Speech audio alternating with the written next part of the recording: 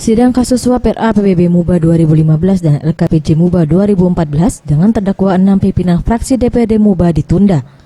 Menurut Feby Dwiando Pendi, JPU KPK, ditundanya sidang tersebut dikarenakan saksi yang meringankan terdakwa berhalangan hadir dan ditambah dengan salah satu anggota majelis hakim berhalangan hadir, sesuai dengan prosedur bahwa anggota majelis hakim tersebut tidak digantikan.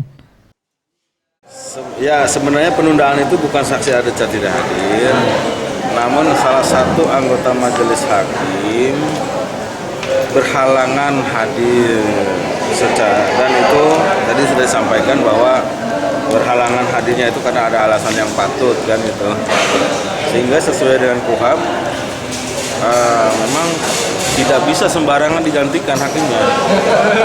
Itu.